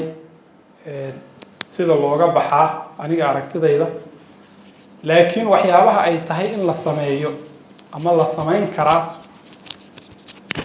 waxaa ka mid ah dadka eliidka ah talada ku jira ama ay tahay inay galaan in loo baahan yahay inay fahmaan dhaqanka bulshadooda iyo taariikhda dowladnimadan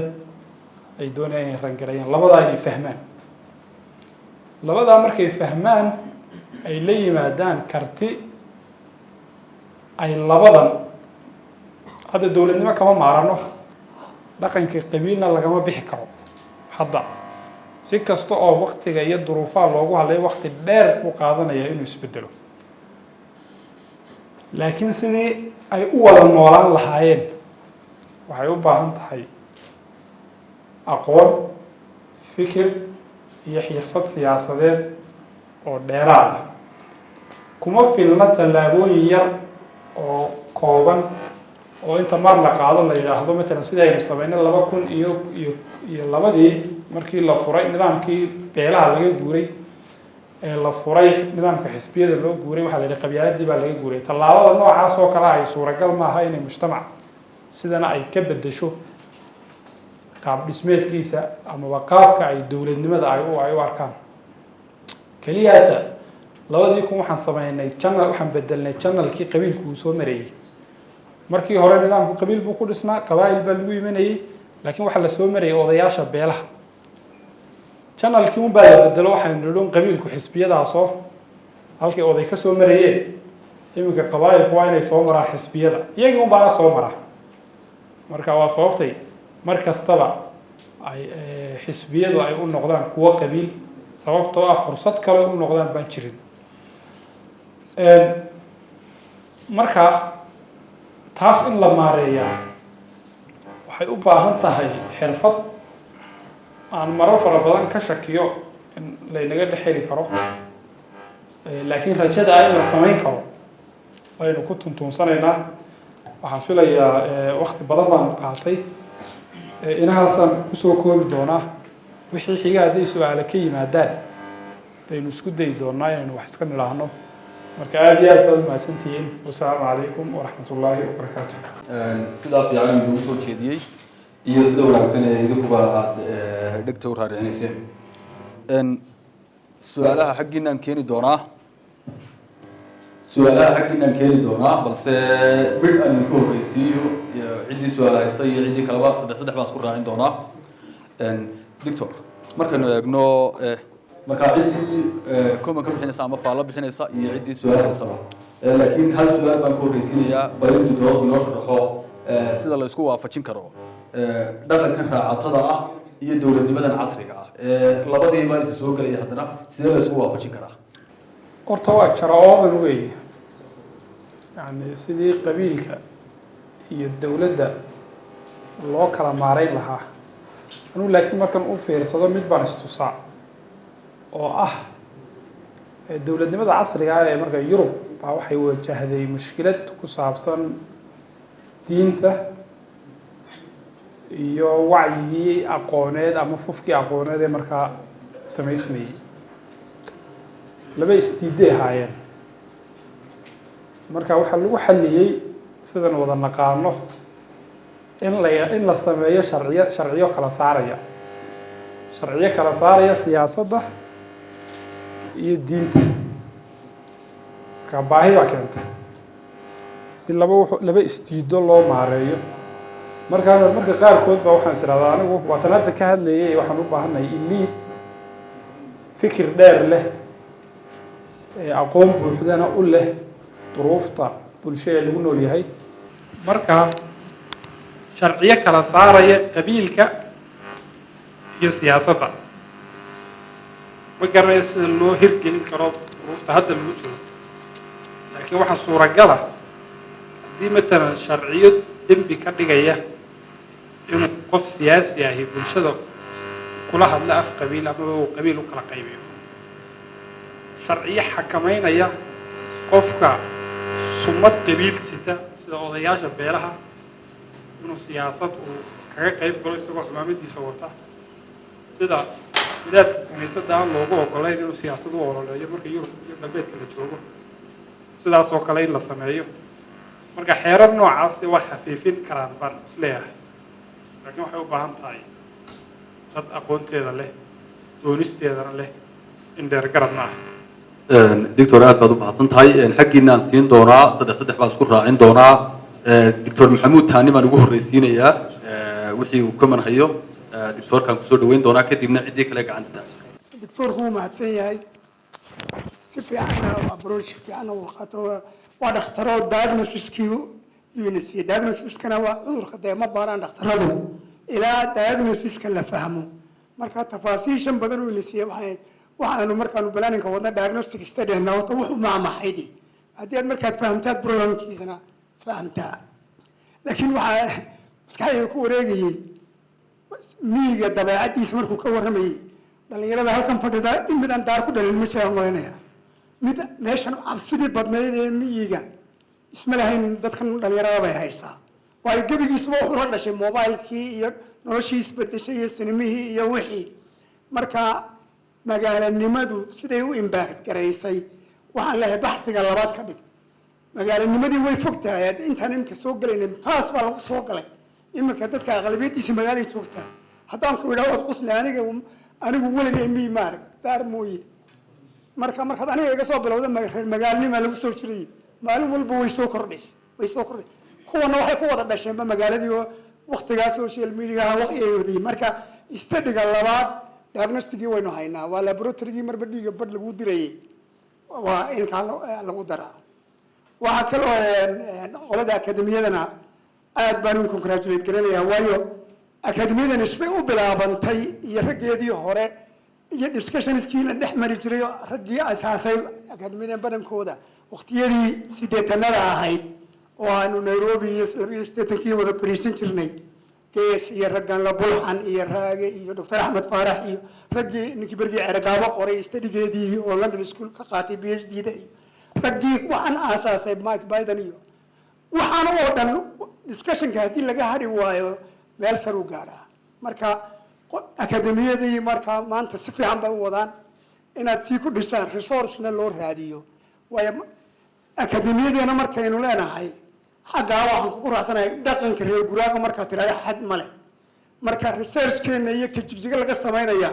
iyo ka laga samaynaya meeshii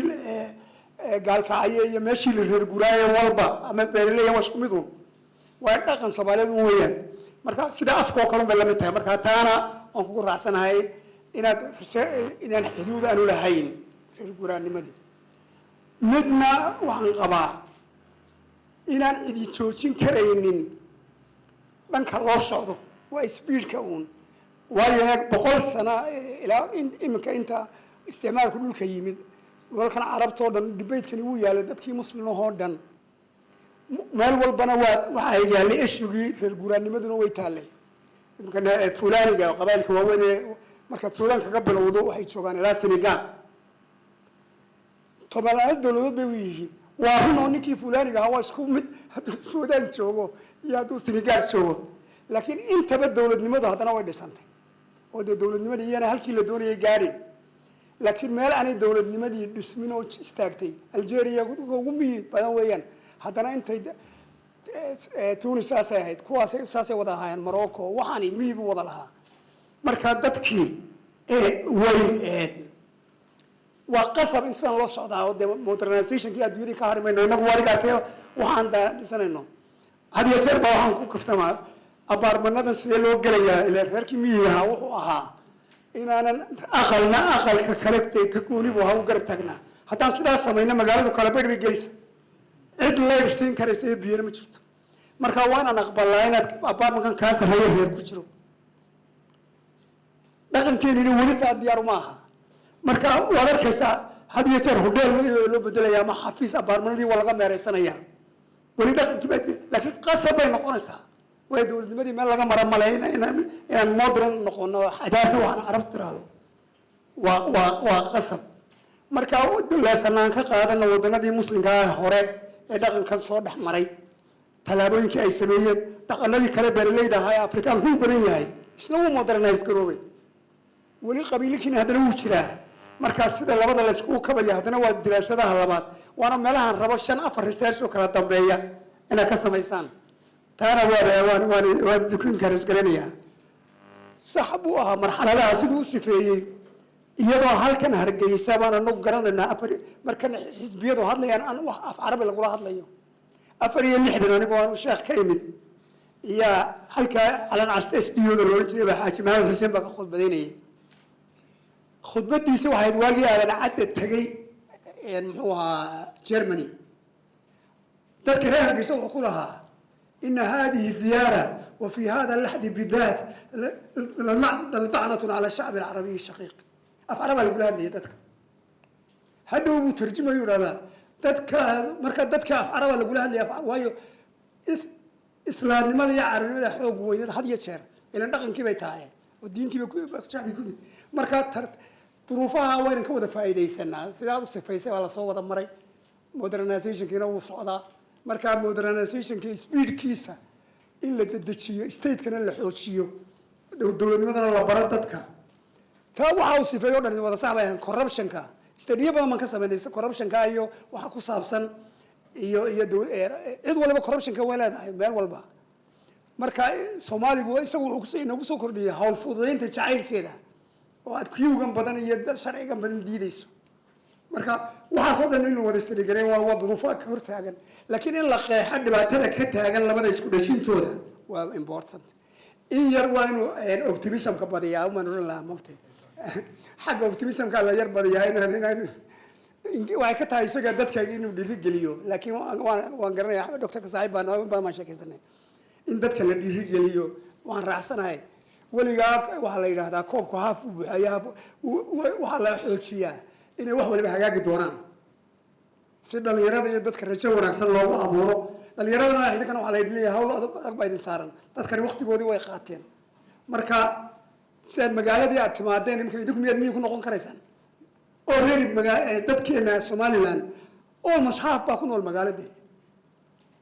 marka inaan magaalo ku soo soconnaa maalinta waxa laga yaabaa inay 80% noqoto marka magaaladii iyo dowladnimadiina ma kala maarmayaan marka waad maasantiin thank you very much aad u maadsanyahay Dr. Maxamuud Thani su'aalaha iyo cidii faalla haysan ku sii soconaynaa qofku gacanta taagi magaciisa ku bilaabi marka faalla iyo su'aaltu ayaa igu sheegi doonaa bismillahir rahmanir rahiim magacaygu waa Asiis Maxamuud Dr. Maxamed Xirsi iyo ka soo qaybgalayaasha barnaamijka Islaamka Assalaamu alaykum warahmatullahi wabarakatuh inta kadib سؤال intaan u gelin hal erey ayaan maxay barnaamijyada ereygaas waxa weeyaan marka shayga si cilmiyeysan loo barto af Soomaali ahaan waxa loo adeegsadaa barasho laakiin qofku markaan si cilmiyeysan aan ereyga u baran aan loo adeegsadaa bulsi marka kulli doctorku wuxuu ka warramay bay fara badan wuxuu nooga tilmaamay in maxay hayday dowladnimada iyo dhaqankeennii hore ay aada iskugu lid yihiin oo waxyaalaha la dhahdo national integrationka amba waxyaalaha ummadda maxay wadajirkooda ka qayb qaata waxaa ugu horreeya baa la dhahdaa maxay hayday waa government amba dowladnimada marka innagana dhaqan ahaan waxa weeyaan waxaanu ka soo jeednaa maxay hayday bulsho xoolo raacata ah marka doctorka waxaan weydiinayaa maadaama oo dhaqankeenna iyo maxay hayday iyo nidaamka dowladnimo ay maxay hayday ay lidii isku yihiin oo aad moodo inaanay maxay hayday ay maxay hayday ay isku cagsi yihiin amba ay sila sugan ay isku yihiin muxuu noqonayaa mustaqbalkeena maxay hayday dambe ayaan maxay hayday doctorka weydiinayaa inuu soo daraso aad iyo aad u mahadsantihiin aad buu mahadsan yahay qofka ku xiga ayaan siin doonaa 3 baan raacin doonaa su'aal haddii noqoto su'aalaha korahan igu dhib okay dhib waan ku soo noqonayaa xoolo raacatadaa sidee nafsadeena u saamaysay waxaan jeclahay in aan xigto doctorkuuna hore u xigtay doctor cabdilaahi doctor xuseen bulxan waxyaabaha uu tilmaamay bug buu leeyahay caan u dhaho between three civilization uu kaga warramayo qofka soomaaliga inuu yahay qof la isku haysto internal conflict uu ku jiro marka waxyaabaha waxaa ka mid ah qofka soomaaliga maadaama uu yahay qof xoolo dhaqataa saameyn bay ku yeelatay uu tilmaamay nafsadiisa waxyaabaha uu tilmaamay waxaa ka mid ah in xoolo raacatada natiijadii ka dhalatay ay noqoto in qofka soomaaliga uu taariikhdiisii ay noqoto mid afku iskaga wariyo saas daraaddeed taariikhdii markuu qof walba uu soo gaarana uu wax ku darsanaya halkaa waxaa ka dhacday in taariikhdii qofka soomaaliga ah uu lahaa lagu kalsoonaan waayo marka isaguna wuxuu u bixiyey taariikh la isu geegeeyo haddaad akhrido bugaagta taariikhda soomaalida dhammaanteed ka warramaysa waa taariikh middo midkeeda kale ka duwan tahay ama naqdinaysaba waxyaabaha kale uu tilmaamay waxaa ka mid ah bulshada soomaalida waxa ku dhacay buu yidhi social amnesia yacni qofka soomaaliga ay xasuus guur bulsheed baa ku dhacay marka waxyaabaha uu daliishanaya waxaa ka mid ah markii hore qofka soomaaliga wuxuu lahaa buu yidhi 7 beri maalmo saxa buu lahaa afkiisa soomaaliga oo tusaale ahaan oo kale wuxuu soo qaadanaya sabtidoo kale wuxuu leeyahay wuxuu lahaa soo roga oo kale marka afkeeni waxyaabaha ku badda waxaa ka mid ah inaynu adeegsano maalmihii luqadda carabiga ahaa oo waxaan tilmaamaynaa inaynu leenahay sabti axad isniin salaasa marka waxyaabihii xoolo raacatada natiijada ka dhalatay waxaa weeye inaynu afkeeni qayb ka mid a aynu weyno xasuus gaabanina aynugu dhacdo waxyaabaha kale uu ku tilmaamay waxaa ka mid ah qofka soomaaliga ah wuxuu diriir kula jiraa buu yidhi 4 xilli marka wuxuu yidhi 2 xilli baa aada u saameeya qofka soomaaliga ah wuxuu yidhi waa xilliga jilaalka marka wuxuu yidhi xilliga jilaalka waxaa dhahaa waa xilligii the season of anxiety and worry markaan waxaan u afceliyey xilligii walwalka iyo walbahaarka marka wuxuu yidhi xilligaa waxaa bata buu yidhi dagaalada xilligaa waxaa bata dhibashada xilligaa waxaa bata colaadaha marka waqtigaas maahmaha buu xiganaya uu leeyahay jilaalkii ninka way legdamaa hadda kan naagtu raacdo ama naagtu raacda adag marka wuxuu tilmaamay qofka soomaaliga in 4 xilli uu saameyn ku leeyahay xilliga labaad xiganaya waxaa ka mid ah guga uu leeyahay guga qofka soomaaliga ah nafsiyan bay saamaysay oo waa waqti nabadeed oo waqti caano fara badan la helo oo waqti barwaaqa oo waqti guurka iyo gabayada iyo maansooyinka iyo arrimaha la xiriira afkeena oo aad u hana qaado tilmaamaya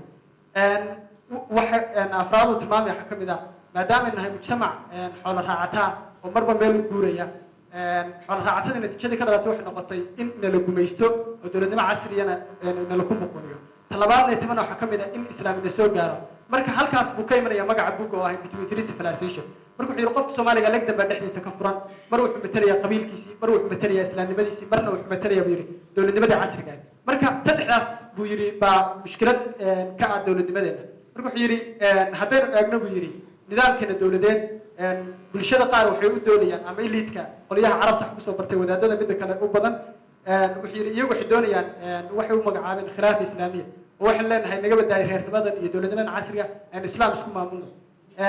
dadkii dhaqanka ahaa iyaguna waxay leeyihiin aan isku maamulno hab qabiil oo habkeena casriga u lahayd oo isaguna uu waafaqsan dowladnimada qolyihii galbeedka kusoo bartayna waxay leeyihiin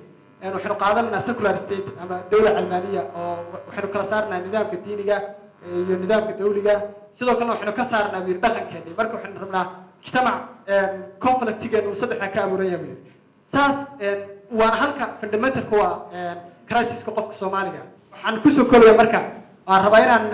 kusoo xiro in xoolo raacatadii ayna saamaysay dowlad ahaan inoo saamaysay social inoo saamaysay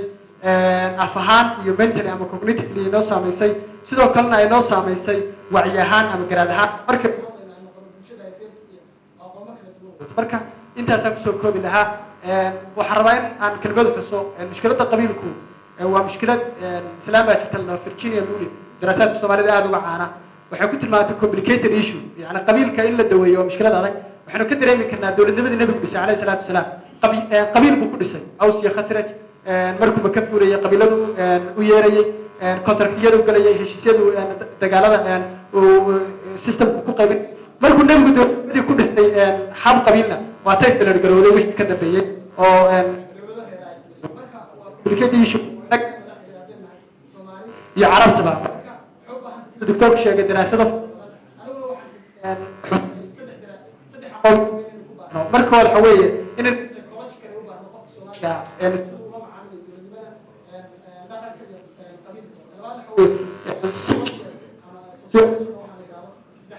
تربولة شيء قاعد كي واحد حيرنا سبع أكون قار كله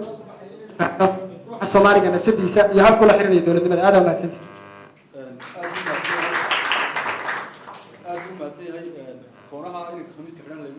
su'aasha koobaad ayaa waxa weeyaan maadaama uu jiro oo qabiilku yahay anba dhaqankeedu mid lagama maarmaan ah oo mar kasta nolosheena ku jiri doona sida ugu fudud ee ula noolaan karnaa maxay tahay ma samayn karnaa nidaam dowladeed oo ku dhisan qabiil sida tusaale ahaan dalka Lebanon la yiraahdo ee carbeed wuxuu sameeyay nidaam dowladeed oo ku dhisan diimihiisa waxay ku qaybsadeen hay'ad kasta oo dowladeed hab diimeed markaas suurtagal ma ka tahay Somaliland inay ka dhisno nidaam dowladeed oo ku dhisan qabiil oo uu doctor ka jawaabi doonaa su'aashii hore aad ka horreyn doontaa kadibna tan waxaan ogaadinayaa faallada Dr. Maxamed Taani soo sheegay oo in badan baan sheekaysanaa waa khibrad iyo aqoon fadhida wax fara badan aan ka faa'iido qodobka aydan xagga sama filashada aan xoojiyo أنا waxaan islaa mar baan iga tilmaamo rajada waa ku mitiday laakiin marxaladda hadda aan ka hadlayno iyo dadka laga rabo inay isbedelka muddooyinka sameeyaan oo ay siyaasiyiinta hadda ku jira iyo kuwa soo muuqda taasaa waxay keenaysaa xogaa yaraa in filashada la rabo ama dowladda ama hadda inay dowladda jirto dowladda way jirtaa hadda wadamo fara badan oo dhaqankeeda oo kale bulshadu ay leedahay way ka jirtaa dowladda laakiin isla mushkiladaha ay haysto ayuunba haystaa mid baan aaminsanahay oo doctorkana aan la qaba oo baraarujiyey waxaan anigu aan ka mid ahay dadka ilaa heer aaminsan waxa la yidhaha alxakmiya taariikhiya oo ah dhacdooyinka taariikhdu ama waqtigu isagaa bulshada bedela marka inagu kaalintan ku yeelan karnaa ama waan dedejin karnaa ama waynu jiidi karnaa waan gaabis baan gelin karnaa حداثة modernity إن قلنا وقصد لكن وقور that's the question وهلك عينو عطينو الرجال وناجسنا نسول دوين كرنا عطينو حمانا نفوقاني سوي سؤال شيء أحيد مستقبل كما حين نفترين أو حفلة تاسي توس يقول حديدي حالا راعي كرا سؤال شكله أو وسميسان كرنا dowladnimo qabiil ku dhisan anigu waxaan qabaa haddaba dowladnimadeenu inay qabiil ku dhisan tahay waa laga yaabaa markaynu ereyada sheegayno inaynu si hafrid ah ama been sheegida aynu u nidhaahno waa laga gudbay ama waa laakiin reality waxa weeye dowladnimadaynu haysanaa waxay ku dhisan tahay qabiil marka qabiil in lagu dhiso haddii ay wadayso haddaba way ku dhisan tahay haddaad u fiirsataa الكاستو الله مجاعب يواري وارهر بكو بيسكريسي هر والله ترى لسلا يقانا حين الدولة دوجت هدي أي كوايا نواي واي قيلنا يعني هدي هل لقدر وحقير والبرهر والله كرواين لوجا بديو أنت عمر كهيستو لما نكبره وأنا واحد لوجا مكران إسرائيل لدقيسان كرو والله كراورير هم بانك بطلي مركز دولة ما الصومال واحد كل سنة هاي qabiil soomaaliyana waa ta 4.5 oo laga dhigay marka su-aasha markaa waxa weeye dowladnimada qabiilka ku dhisan si hagaagsan ma u jiri kartaa se waa in isbeddel lagu sameeyo taasaan qabaa inaan si hagaagsan u jiri karin sababtoo ah dhaqanka qabiilka wuxuu lid ku yahay dowladnimada waxaan iyar wax ku odhan doonaa bulshadu intee in leeg buu saameeyaa magaalowga waa mawduuc aada muhiim u ah dr maxamed faani baa tilmaamay oo isbedelada bulshada ku dhacaya ayay ka mid tahay laakiin ilaa intee in leeg buu magaalowga generationska kooban uu bedeli karaa dhaqankii raacatada ee qarniyada soo jiray waxaa la yidhaahdaa marka dhaqan waa maxay qofku wuxuu leeyahay behavior soo ma shaksigu behavior buu leeyahay behaviorkaasi waa qaabka ay caqligiisa iyo emotionskiisu ay u samaysan yihiin bulshaduna waxay leedahay waa dhaqan marka waa behaviorkii qofka oo marka qof badan ay isku tegeen buuxu noqdaa culture bulshaduna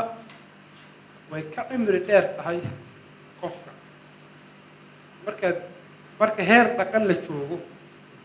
qofku isagoo laga yaabo isagoo oo magaalo ku dhashay isagu aabihii laga yaabo inuu ku dhashay magaalo baa waxaa laga yaabaa inuu leeyahay dhaqankii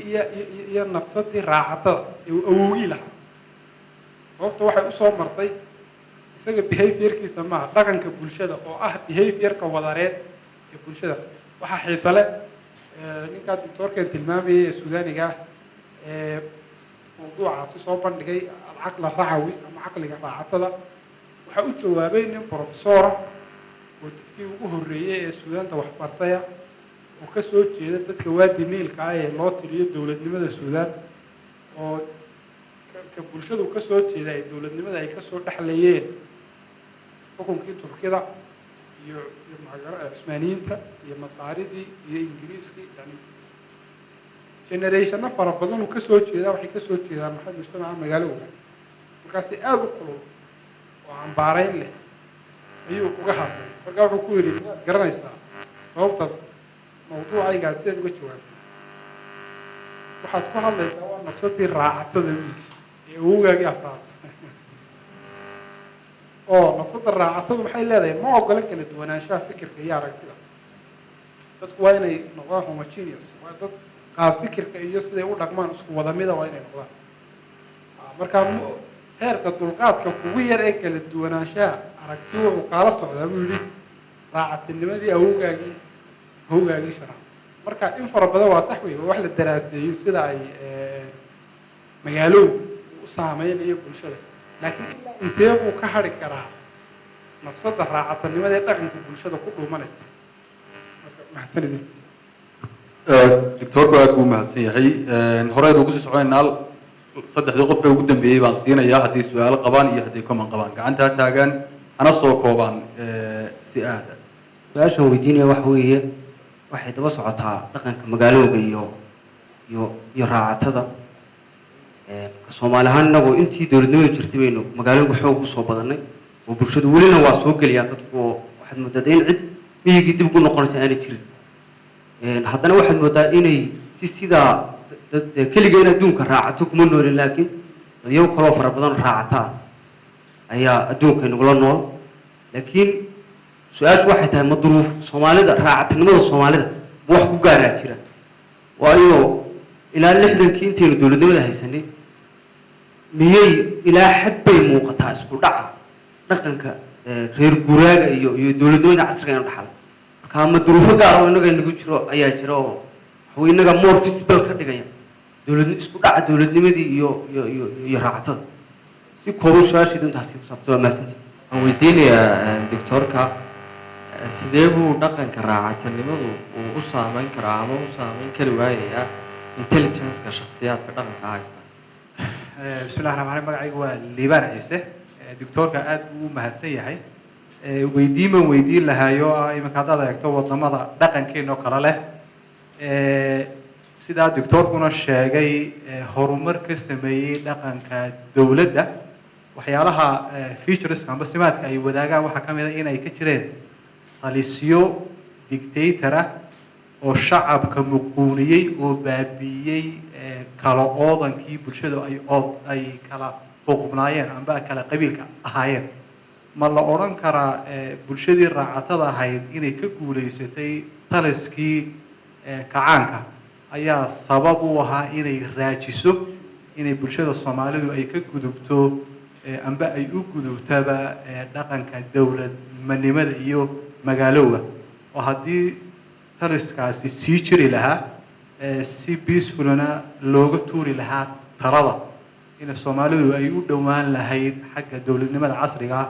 misteed ay reerihii isku bahaystay ay ka guuleysteen. Doctorku saddexdaas su'aalood ka jawaabi doonaa oo siin doonaa. waxay aniga ila tahay ma jiro waxaan su'aashan liibaanas bay u xiriiraan lagu wada xiriiraan wax Soomaalida u gaar ah marka laga eego dhaqanka raacatanimada iyo dowladnimada ma jiraan sidee laakiin hal mid bay dowladaha mujtamacaadka xoolo dhaqatada ama raacatada leh haddana horumar ka Soomaalida ka dhaama ka sameeyay dhanka dowladnimadu marka uu yar fiirsado anigu waxaan istusaa inuu jiro wax u dheeraad ah oo iyaga ku lamaan dowladnimadaas si kastoo mujtamaca raacatadii ugu badan yihiin waxay leeyihiin mujtamac kale oo rayid ah muddo badan reer magaal soo ahaa qabiilnimadu aada uga milantay kuwaasaana dowladnimada gacanta ku dhiga matalan sidaan tusaale usoo qaadano suudaan mujtamaca niiliga ah ee ay soo xukumeen cusmaaniyiintii iyo masaaridii iyo ma garanaysaa ay xilligii dambe gumaysigii ingiriiska iyo ka hor nidaam boqortooyooyin oo kooban ay soo lahaadeen waxay dhalisay mujtamac leh dhaqan waqtigaa dheer samaysmay oo ka yar durugsan kii raacatanimada kuwaasaa dowladnimada dhaxlay markaas si kasta oo generationskii ka soo jeeda ay raacato waxaynu dhaqankii ugu soo tusayo bulsho badan oo raacatay in ay waddanka ay u degan yihiin laakiin saameynta ugu weyn maadaama ay kuwani leeyihiin waxay keentay inay dowladnimadii ilaa heer ay survive garowdo Soomaalida waxay kaga duwan tahay boqolkiiba boqol dowladnimadii waxa dhacay raacatadii biyurka oo bulsho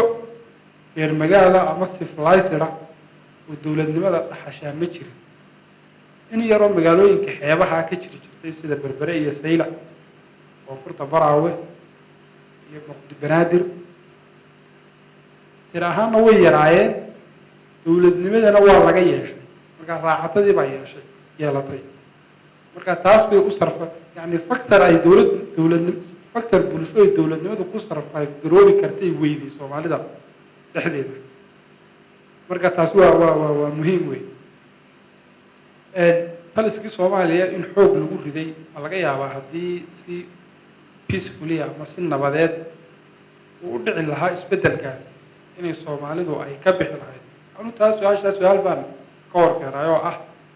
masuuroobaysay inuu si peacefully ugu dhaco marka la eego culture-ka raacatada dadka taliska maamulaya iyo kuwa ka soo horjeedaba aw fiirsato Soomaalidu dhaqan ahaan way kala adkaadaan laakiin isma siiroo gareeyaan markay dhulka isla yimaadaan ay nabad qaataan oo ay heshiiyaan marka waxaan is leeyahay taasi waa aragtidayda way adkayd haddii ay dhici lahayd laftarkeeda waxaa dib loo dhisi lahaa uu isla dowladnimadii 60kii lasoo bilaabay ee reeruhu ku loolamayeen siday u kala qaadi lahaayeen maandeeq tusaalena waxay noogu ah Somaliland oo cunfigaasi ka badbaaday nidaam dhexe la dhisay laakiin waxaynu dib soo bilownay uun isla sidii ay Soomaalidu ku bilowday dowladnimada oo ah in loo arko wax ma garanaysaa dheeftii geeb ay u lahayd qabaa'ilka leh oo ay qabaa'ilku ku loolamaan sidii ay u kala dhici lahaayeen ilaa haddana sidii ay ku socotaa sidee baa loo maaraynayaa oo si nabadeed loolankaas ugu jiri karaa qabiil ilaa uu waqtigu uu keeno isbeddelka uu Dr. Maxamed Taani sheegay ee qasabka ah ee ah in raacatanimada looga guuro modernity looga guuro waa qasab wey isbeddelkaasi u dhacayo laakiin inta la gaarayo sidee baa loo maarayn karaa waa midda u baahan aqoonta iyo kartida iyo fishanka dheer ee hogaamiyeyaasha amaba dadka leadershipka qabanaya su-aal baa idhinay intelligenciga waa mawduuc fudud maaha runtii yani marka laga hadlayo bulsho intelligencegeeda waana very controversial soomaalidu ma dad caqli badan baayo smart ah mise waa dad caqliya su-aashaa haddaan isku dayna ka jawaabo anoo ku eegaya culturekii raacatada waxaa laga yaabaa inay badi geliso marka intelligenciga wuu saameeyaa wuxuu la mid yahay uun bulsho kaste sida ay duruufteedu waxay saameysaa caqligeeda iyo cawaatifteeda intelligenciguna halkaas unbuu kasoo baxa waa laga yaabaa duruuftii ay markaa raacatadu ay ku nooshahay inay marka loo eego contextiga inay mujtamacaadka kale uga intelligency badan tahay tan laakiin waayaha kale ee nololeed inay aada ugu hooseeyo garashadooda waa suurtagal marka variationkaas marka u saameeya baynu kusoo koobayna laakiin siduu u saameeya war dheer doctorku aad buu mahadsan yahay kulankeenii caawa intaas ayaynu kusoo afmeeraynaa way jiri doonaan kulamo kale iyo sectionno kale oo sidan oo kale ah oo cilmi baadhisyo kala duwan aynu ku eegi doono oo aanu jeclaan lahayn inaad nagala soo qayb gashaan idinkuna aad baad u mahadsantihiin intii aad sida fiican noo dhegaysanayseen ama cilmi baadhista noo dhegaysanayseen iyo su-aalihii iyo soo jeedinihii wanaagsanaa intaasuu sectionkeena inoogu xidhnaan doonaa aad iyo aad baad u mahadsantihiin